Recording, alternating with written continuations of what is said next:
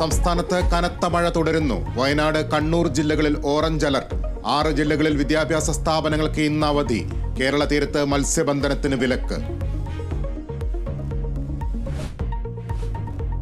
കനത്ത മഴയിൽ ചെളിക്കുഴികളായി തിരുവനന്തപുരം തെങ്കാശിപ്പാതയിലെയും നെടുമങ്ങാട് ടൗണിലെയും റോഡുകൾ.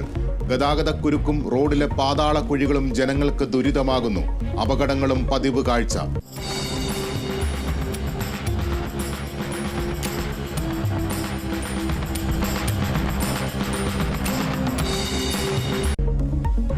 ജനകീയ പ്രശ്നം ഏറ്റെടുത്ത് കേരള വിഷൻ ന്യൂസ്. ഇന്നാവ കുഴിയടയ്ക്കാം.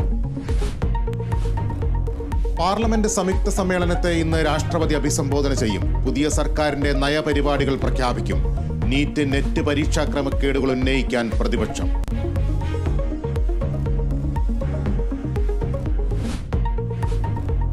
കോഴിക്കോട്ടെ റിയൽ എസ്റ്റേറ്റ് വ്യവസായി മുഹമ്മദ് ആട്ടൂരിന്റെ തിരോധാനത്തിൽ അന്വേഷണം എങ്ങും എത്തിയില്ല. ആക്ഷൻ കമ്മിറ്റിയുടെ നേതൃത്വത്തിൽ ഇന്ന് പ്രതിഷേധ റാലിയും സമ്മേളനവും. മുഹമ്മദ് ആട്ടൂരിനെ കാണാതായിട്ട് 10 മാസം പിന്നിടുന്നു.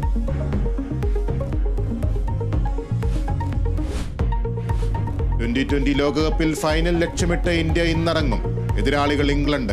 ആദ്യ സെമിയിൽ ദക്ഷിണാഫ്രിക്കയ്ക്കെതിരെ അഫ്ഗാന് ബാറ്റിംഗ് തകർച്ച.